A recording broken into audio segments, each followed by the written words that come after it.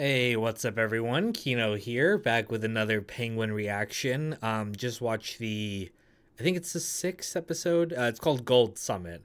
Um, it came out yesterday, but I didn't have a chance to watch it. I was busy. So I watched it today, and I thought this was a pretty good episode. I just they're doing this thing with like it's very much like a class struggle kind of thing, and I'm having a hard time like there each side. Maybe this is the point, but each side is really like we're the revolutionaries overthrowing the old guard, and it's like, well, which is it? Like, is Sophia the one who's like getting rid of the old timers and in with the new, socialist regime kind of thing, or is Oz the one doing it? Like, and maybe that's the point. Maybe they're both claiming it, but Sophia is all about like we're overthrowing the shackles of the patriarchy, and we're not the Falcons anymore. We're the Gigantes, and we're all equal, and we're sharing the wealth. I'm paying you all.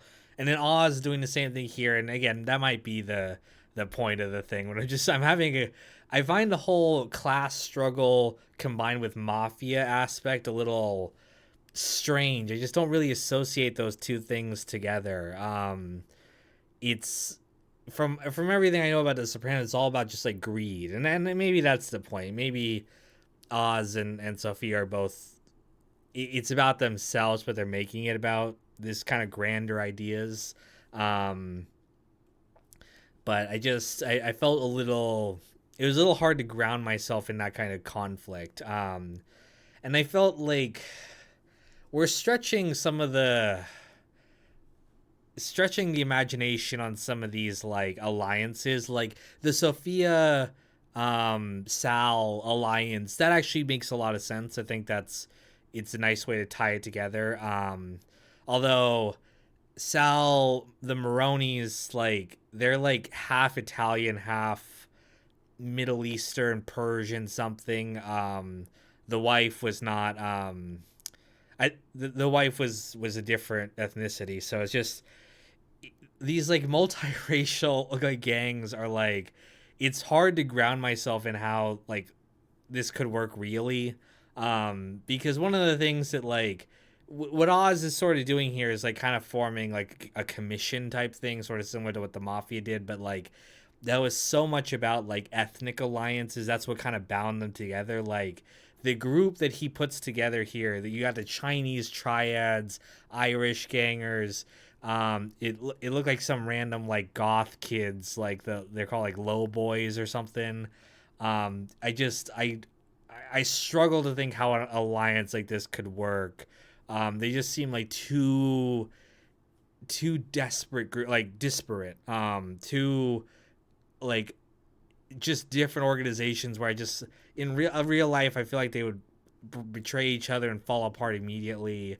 Um, which maybe they will. And again, I know it's like a comic book show, but just like we're really stretching the imagination here. This hodgepodge group that Oz puts together like this. The Sophia Sal thing again makes a little bit more sense.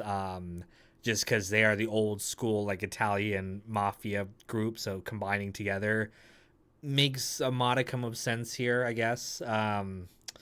But overall, I thought it was a pretty good episode overall. I found myself bothered by like little realism stuff more this episode, like the generators. The Crown Point is like added generators or whatever. Or like Oz's apartment, like they have no power and the generator. He has to like fix the generator, and I'm just like, why can't he just pop down to Costco and go buy another one? Like this this is not like a post-apocalypse show. Like yes, Crown Point was underwater or whatever, but like they're in a modern American city. Why can't he just go to the Home Depot? Not him personally, but send Victor. No one knows who Victor is. Just like I don't understand why they couldn't just put the mom in like a Motel 6 like out of town. Like you can drive an hour out of any town and you would be far enough away that nobody would find you there. I don't know why they have to hide in Gotham itself. Again, I know it makes sense from a story perspective. You want they eventually get captured like they do in this episode, but I just found some of this realism stuff a little iffy. This episode, Sophia has a scene with the Eve, I think her name is, Oswald's like prostitute girlfriend. I I didn't love the idea of what they're doing with Sophia, where they're making her like the reasonable one. Like, I feel like, okay, well, we established that, okay, she's not the hangman, but like all her experiences should have made her like a bloodthirsty killer. Um, but I have this scene makes me worry that they're gonna go down the route of like, I'm not gonna do anything evil. Like, I'm only punishing the men who are, I'm getting revenge for women kind of thing. I understand she kind of wins Eve over by not like attacking her, but um kind of confronting her about Oz withholding the information about the hangman, which I don't know if they ever established that he knew that she didn't do it. I thought he turned her in, but I didn't know that he knew that Carmine was the one behind it. Maybe he did know because he worked at the Iceberg Lounge and the 44 Below, which is where they're disappearing from. I don't know why they never said why um Carmine was hanging these women. Again, was it like he got some kind of like sick pleasure from it, or was it just he just like they displeased him and he killed him? They never like confirmed whether like what the different like what that was about, but regardless, okay, let's say Oz knew and he didn't tell that girl. Okay. Um I guess it makes sense cuz he like didn't he also know about the girl who was sleeping with the mayor or something in the Batman movie. I forget the plot of the Batman movie, but um, I just felt that like Sophia, I worry they're gonna make her the reasonable. Like she's like I'm not gonna cross any lines except for like the male pigs who deserve it kind of thing. Where I'm like she should be a villain. Like it's okay. We have sympathy for her for what she went through, but like don't go down the route of making her the good mobster where she's gonna be a crime boss queen, but she's not gonna hurt any innocents. Like that doesn't happen. That doesn't work. All criminals, crime bosses, they hurt the innocent, and to kind of whitewash her and make her like like she's the good one. I mean, sort of like Daenerys Targaryen in Game of Thrones before they went down the season 8 route, where she's like she can do no wrong kind of thing. I feel like that's gonna cheapen her character. We'll see next episode. Because it seems like they captured the mom and Victor. Will we see her go unhinged?